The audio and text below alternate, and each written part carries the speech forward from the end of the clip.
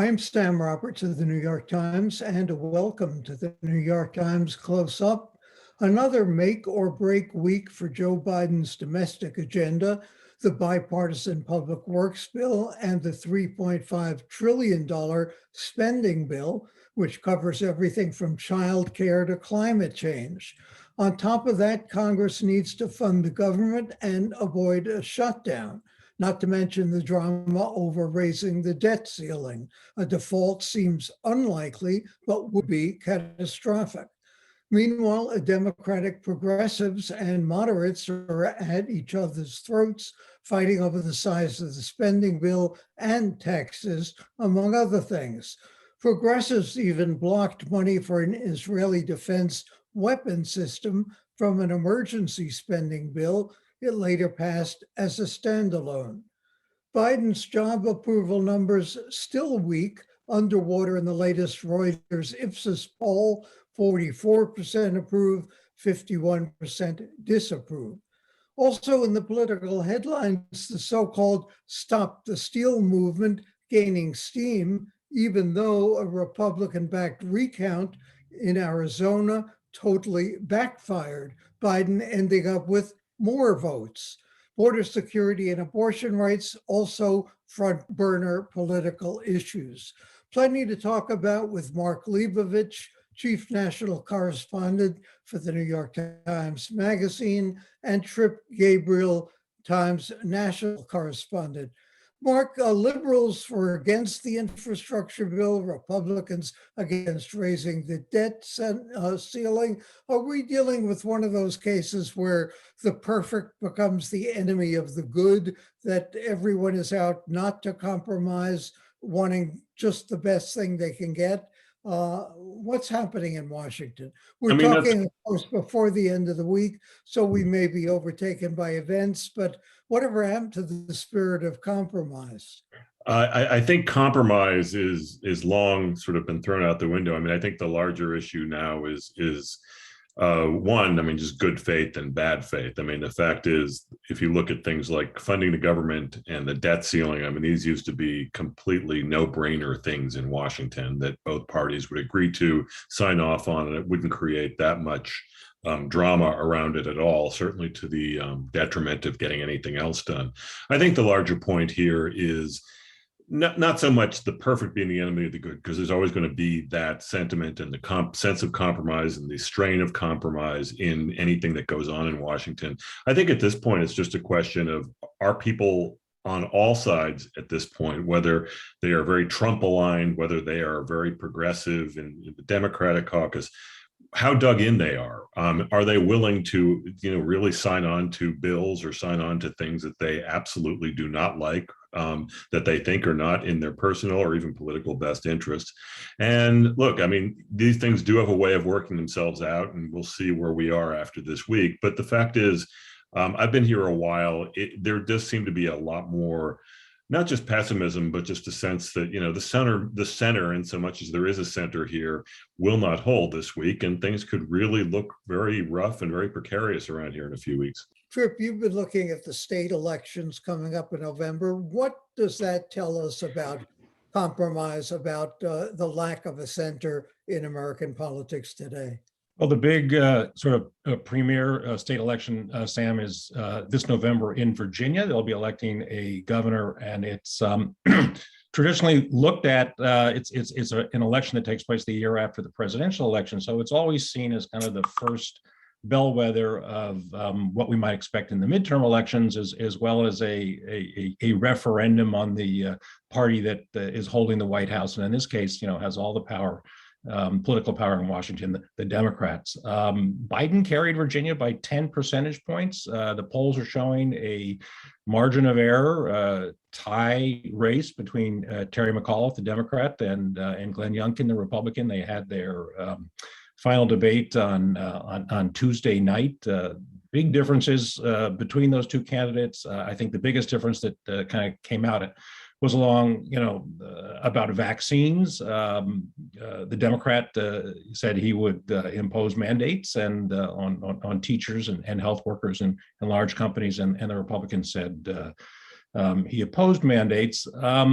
Biden needs that win badly. I mean, if for some reason Terry McAuliffe, the Democrats haven't lost a statewide election in Virginia since 2009. If for some reason the Republican wins that race, that's going to send a signal to Democrats, particularly in the House, who are in competitive districts. You're going to see them distancing themselves from President Biden heading into the midterms in the next year. It would be, a pretty dramatic statement that Joe Biden's kind of softening approval ratings and the mood of the country really is an anti-incumbent sentiment right now, and will send a major signal. And so we heard Terry McAuliffe, saying he thinks I guess it's called the Build Back Better Act, the $3.5 billion social policy and climate bill that is kind of what's hung up right now in Congress. McAuliffe thinks that $3.5 billion price tag is too large, and he really wants to see that infrastructure bill, the bipartisan infrastructure bill that's already passed the Senate, get through the House this week. He really wants that kind of a win. Yeah. Mm-hmm. How much control does Nancy Pelosi have in the House? We know in the Senate there's a hairbreadth margin, of course, but how much power does she actually wield there? I would say, there is always an assumption that Nancy Pelosi will get it done. And I mentioned earlier the idea that the center will hold. The center has always depended on the sort of real superpower of someone like Pelosi and to some degree the White House, but they haven't really demonstrated that much superpower as far as getting Democrats in order. They did on the COVID relief bill earlier this year, which was a big victory for them, but the landscape seems to have shifted. So again, that's the center. The question is, against all sort of indications early in the week, that it very well could be in jeopardy, and we obviously won't know until this is all resolved in a few days. But again, Nancy Pelosi and to some degree Steny Hoyer, her deputy, and Jim Clyburn, her the whip in the House, and Chuck Schumer to some degree, has been sort of looked at as the sort of keeper of order in the Democratic Party. It's unclear at this point, given how dug in the moderates are and how dug in the progressives are, whether that's going to prove true this week. Trip, how much will these votes in Congress this week, votes coming up shortly, will that affect Biden's presidency? Obviously, it's a long way to another presidential election. We don't even know whether Biden will seek re-election, but how much is the presidency on the line in these votes early in his first term? I think these are the most important votes of his presidency, and will be the most important votes of in the first term of his presidency. Biden was elected because he promised that with Democrats in control, they would get things done, that he would reach across the aisle, there'd be some kind of bipartisan consensus. The Senate passing the bipartisan infrastructure bill, $1 billion package, roads and bridges, was a great success for Joe Biden. He really actually did have a bipartisan vote there. If that vote is defeated in the House by progressives who feel that they're not going to support it, if they can't also get the larger kind of social policy and climate bill through, this sends a message that there's fairly complicated legislative, packaging that the White House and congressional Democrats set up is just kind of collapsing under its own weight. And if this goes down, I think Joe Manchin said this week, he's one of the more conservative Democrats in the Senate who's been one of the opponents so far of the larger package. He said, well, listen, we'll get this thing passed at least by November 2022. So, the calendar is still stretching out 12 months from now before the midterms. Votes sometimes often don't pass in Congress, and then they come back and they pass again. Most of us remember how complicated and difficult it was to pass the Affordable Care Act a decade ago. There were many near-death moments for the Democrats before that bill actually made it to the finish line. So there is time, but the larger picture is that this is really a do or die scenario for Biden and for Democrats. We were talking about the 2022 election, the 2024 election. Mark, what about the 2020 election with recounts in Wisconsin, Arizona? How long are we going to rerun that election? And when does Donald Trump have to decide on whether he's going to run again in 2024 with all that money he's got? I think we'll be talking about or listening to people talk about the 2020 election probably straight through beyond 2024 at this point. Donald Trump can't seem to accept that he lost in 2020. I think more than any facts that are being revealed or disseminated or any sort of added intelligence that we're getting from any of these audits or recounts or whatever you want to call them, Donald Trump has managed to turn this into a proxy battle for how loyal his people are to him and to his agenda and his presidency. And it's become a litmus test for his supporters in Congress, senators, Congress people who all know better. They joke about it privately, and yet this is what they do. So here we go. I don't think it's going to change anything substantively about the election at all. I mean, I don't know of a serious person who thinks that. But again, it remains central to the political dynamics that we're looking at today, and will probably continue to. Privately, but are any more of them coming out and saying enough already? Let's get past that, and it's obvious that Joe Biden has won. Yeah, not really. I mean, you hear people say it. I mean, it doesn't get a lot of attention these days. I mean, first of all, it's sort of stating the obvious, but the obvious is in some GOP circles something of a courageous position to take. But yeah, I mean, there are a lot of the same high-profile dissenters within the party, whether it's Liz Cheney, who is running for re-election in Wyoming. It'll probably be one of the highest profile races in the country next year. She has a primary challenger who is all in for Trump. Trump has endorsed her challenger, and that's going to be a real brawl. It seems like it's going to be a tough race for Liz Cheney. Mitt Romney, senator from Utah. I mean, he's been pretty steadfast. I mean, a lot of people have been, but again, this is a story that's many months old now. I don't see the ball moving forward terribly much. And if I know privately, like I said before, I mean, they're getting frustrated, but there's really very little they can do about it, given that they're just in the thrall of Donald Trump at this point. Trip, quickly, you've written about abortion, the Supreme Court decision on the Texas law. Is there anything Congress can do to overrule that or set a national policy on abortion? Oh, absolutely. I mean, Congress could pass legislation that guaranteed the right to abortion. Like Nancy Pelosi has called for it. Democrats are thinking ahead to a time when the Supreme Court might throw out the Roe v. Wade decision, and there's a case on the court's docket this fall that they could well overturn Roe, or at least severely limit Roe. And but the court is, if there's a national law on the books, that will settle the issue. That's never going to happen. It would require at least 60 votes in the Senate, a filibuster-proof majority. So individual states that are controlled by Democrats are trying to move ahead with state legislation that would codify, is the term they use, codify the right to an abortion. Thanks to Trip Gabriel and Mark Leibovich of the New York Times. Coming up next, Paul Krugman, Times columnist and Nobel Prize winning economist.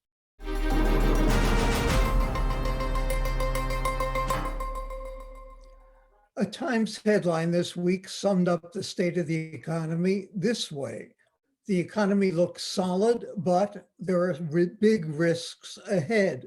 On the plus side, inflation slowed in August, retail sales rose, household net worth jumped in the second quarter, and the stock market still sharply higher this year. But the market is not the economy. The economy is facing some headwinds. There are shortages of everything from computer chips to cars to appliances to toys. Container ships stacked up off the major ports, especially the West Coast, waiting to be unloaded, those ships carrying products and parts that are critical for economic growth. And there's a shortage of truck drivers to bring goods from ports and factories to stores and manufacturers, and a shortage of skilled workers as well. There are growing concerns about China's economy. And on Capitol Hill, we're seeing partisan shenanigans about funding the government and avoiding a catastrophic default on US debt. So, how should we judge the outlook for the economy? Let's ask Paul Krugman. He's a Nobel Prize winning economist, a Times columnist, and a distinguished professor at the City University Graduate Center. Also the author of Arguing with Zombies, now out in paperback.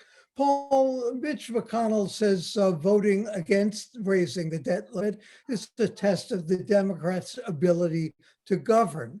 Now, some of his colleagues and he say this is a stand for fiscal responsibility. But is it that, or is it more an act of political sabotage?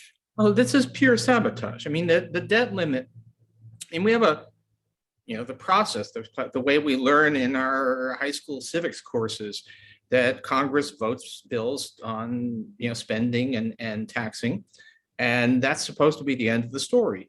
But then we have this supplemental requirement, which is that you authorize the borrowing that is already implied by those bills, and passing that,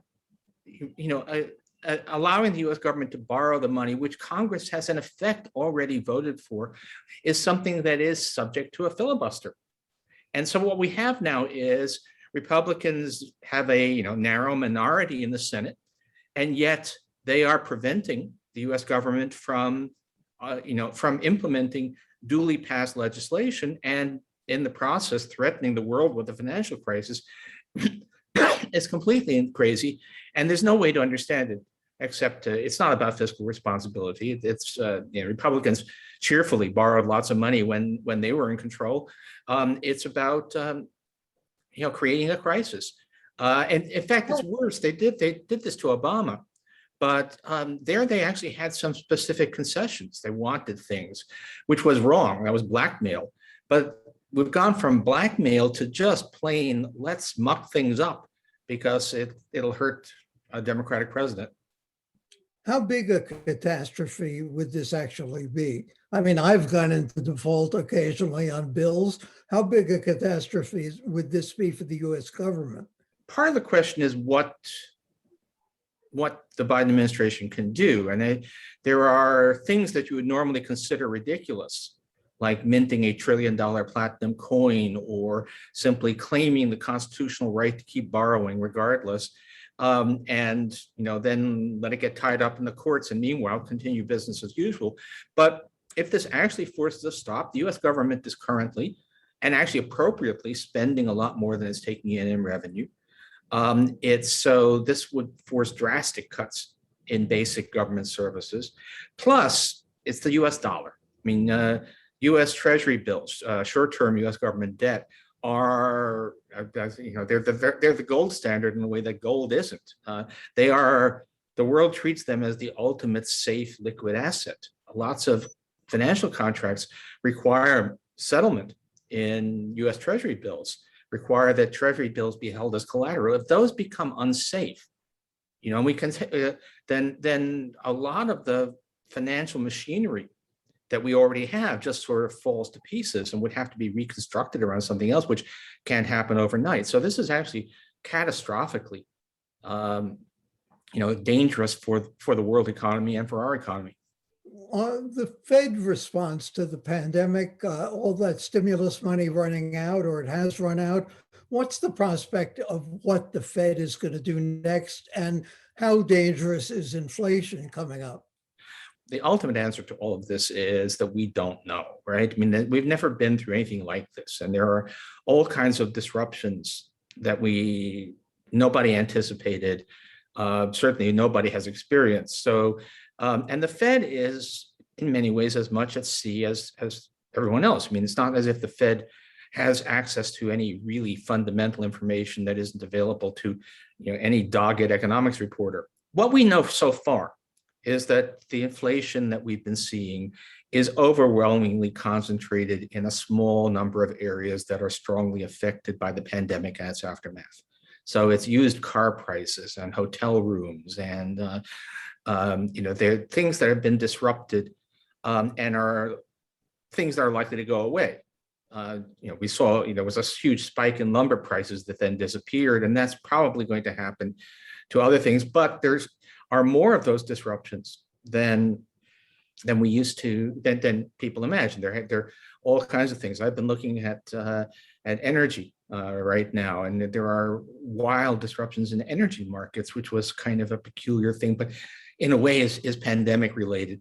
Now the Fed, their basic belief is that all of this stuff is transitory, and transitory isn't actually defined by X number of months. It's defined by things that will go away of their own accord and will not lead to a long-term rise in inflation.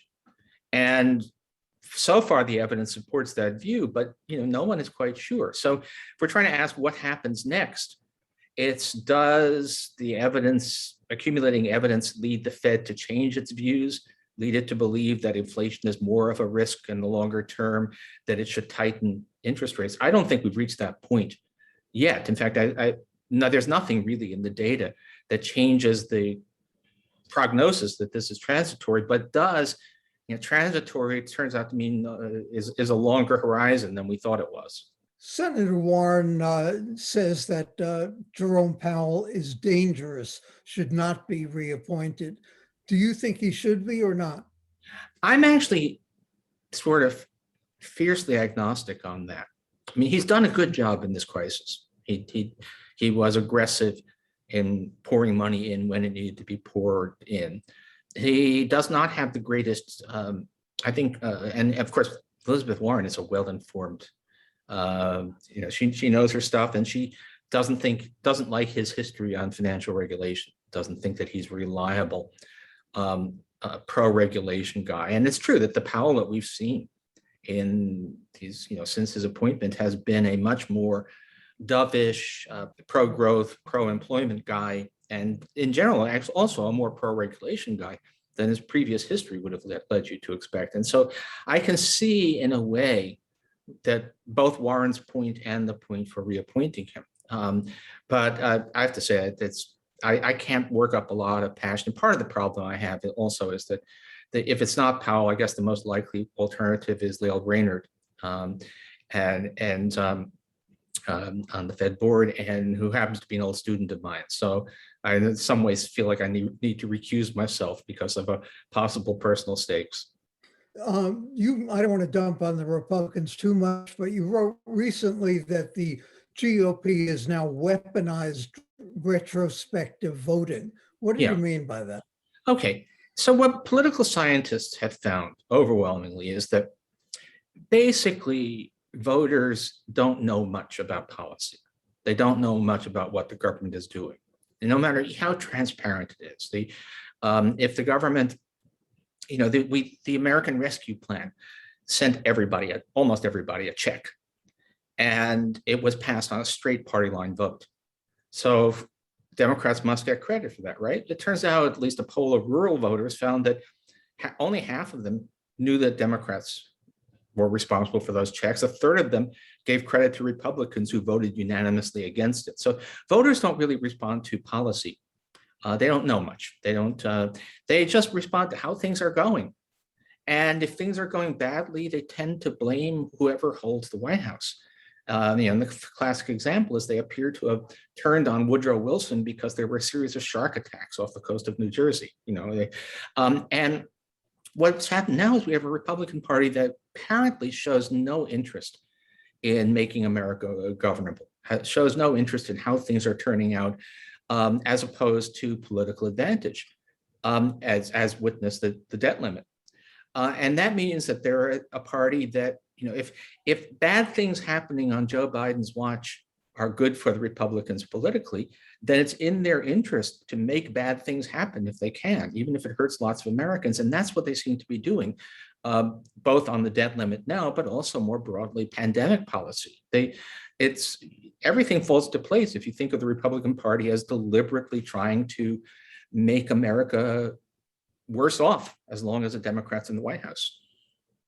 And that goes for, as you say, the child tax credit and all sorts of other things on the agenda as well. Thank you, Paul. I'm sorry we got to go. Paul Krugman of the New York Times columnist and CUNY professor. Thanks for joining us. For the New York Times and CUNY TV, I'm Sam Roberts.